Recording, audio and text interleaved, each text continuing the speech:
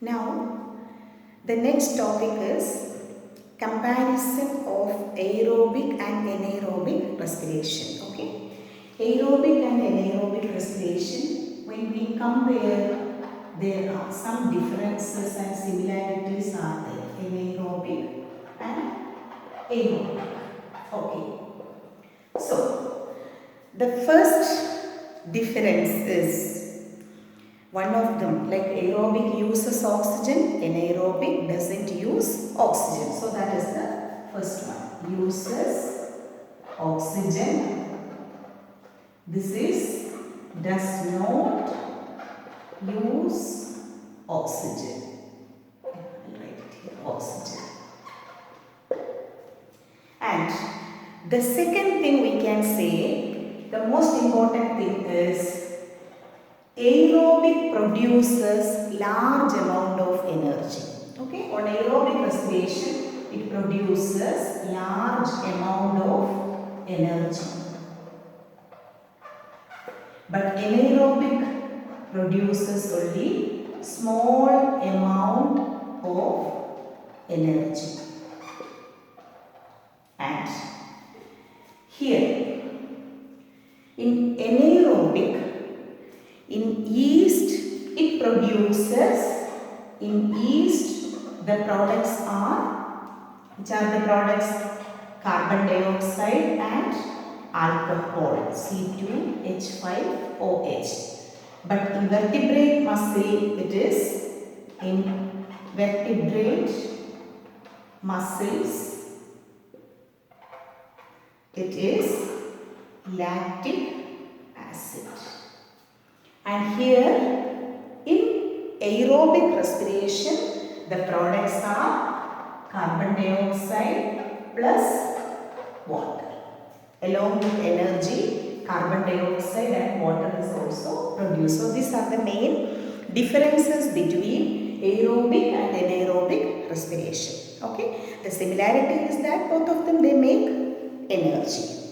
So the main difference is anaerobic does not use oxygen, it produces only small amount of energy, and in yeast the products are carbon dioxide and alcohol. In vertebrate muscle the product is lactic acid. In aerobic respiration it uses oxygen, it produces large amount of energy, and the products are carbon dioxide and water. You can refer this in page 141 of your textbook. Okay. Now, the next topic is oxygen debt. What is oxygen debt? So, I told you during vigorous exercise, like very strenuous exercise, the muscles are contracting.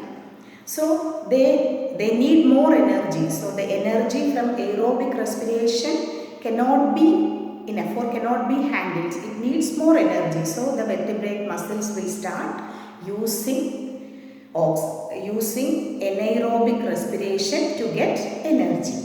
And the product is lactic acid. I told you.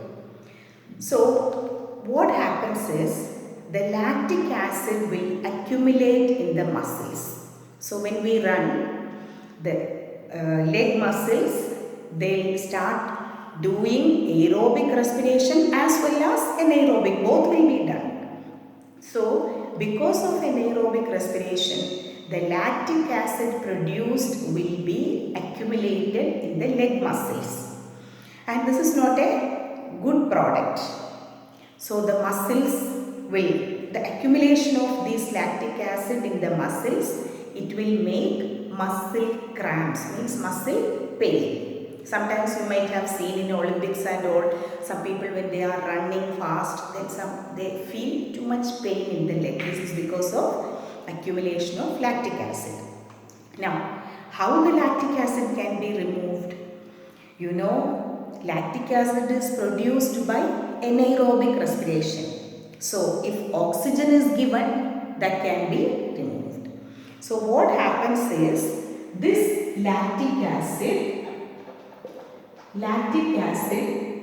is going to liver, okay, through how it will go?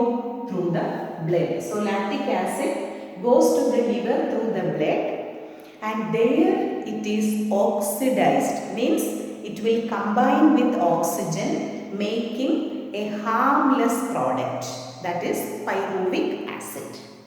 Okay, so it will combine with oxygen, making combining with oxygen, making pyruvic acid. Okay, so lactic acid will be carried to the liver. There it will be oxidized, means addition of oxygen, and then it will make pyruvic acid. And this pyruvic acid, it will just go to the respiration, and then pyruvic acid is a product which is formed in aerobic respiration. It's an intermediate product, a product that is formed in between. So once the pyruvic acid is formed, it will be going to the aerobic respiration cycle, and then it can normally make energy. Okay. So the oxygen that is needed to oxidize lactic acid to pyruvic acid is known as, the amount of oxygen that is known as oxygen debt. I will explain once again. The amount of oxygen needed to oxidize lactic acid to pyruvic acid, it is known as oxygen debt. That is why even after a long run, okay, even the running is over, you can see the people are panting, like they are breathing heavily. This is because they want to get oxygen, and that oxygen will be utilized to oxidize lactic acid to pyruvic acid.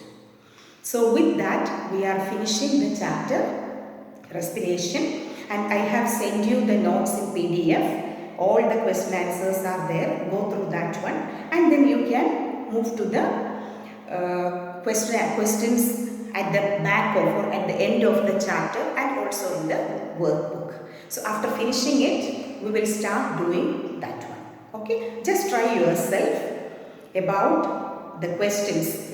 Try to answer the questions at the end of the chapter in textbook and also in the workbook. Okay.